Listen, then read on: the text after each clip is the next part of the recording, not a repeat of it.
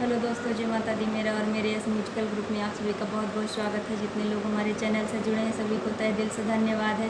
सबके लिए मैं मंगल कामना करती हूँ, सब लोग स्वस्थ और मस्त रहें। तो एक मैं बहुत ही प्यारा सोहर गीत लाई हूँ, जैसा होगा आप लोग कमेंट में ज़रूर बताइएगा। सासु बोलनी से दीनी बोलिया ननद ताना मारई हो। सासु बोलनी से दीनी बोलिया ननद ताना मारई हो।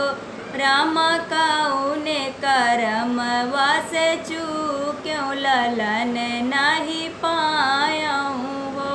रामा काउने करम वास चूक्यों ललन नहीं पायाऊँ हो। पेड़वा से बोल सुगनवा मधुर बोली बोलई हो।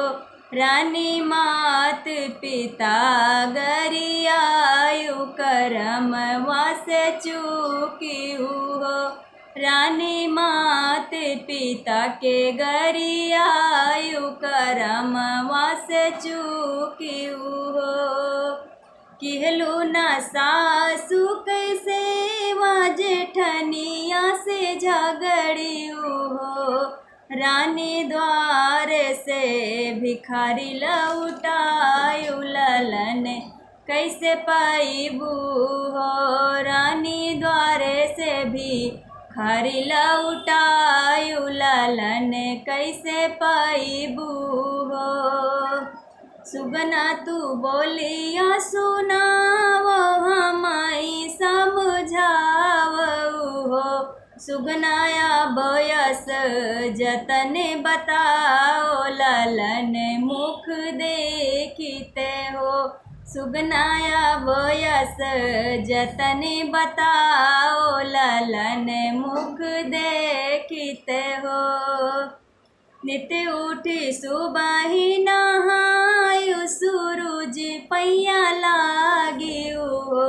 रानी भूखे का भोजन करायु ललन सुख पाईबू हो।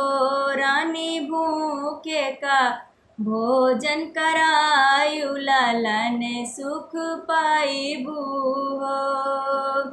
नित करयु सासु कैसे वा जेठानी हंस बोलियु हो।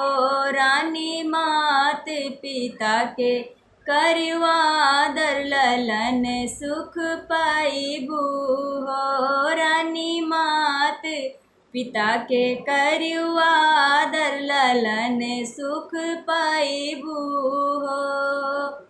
मानी रानी सुगना बचनिया सूरज पैया लागई हो।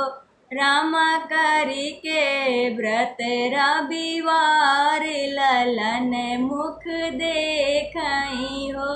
रामा करी के व्रत रविवार ललन मुख देखई हो।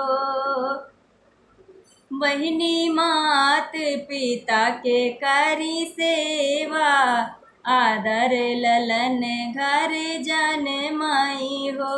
बहिनी मात पिता के करी आदर ललन घर जन माई हो।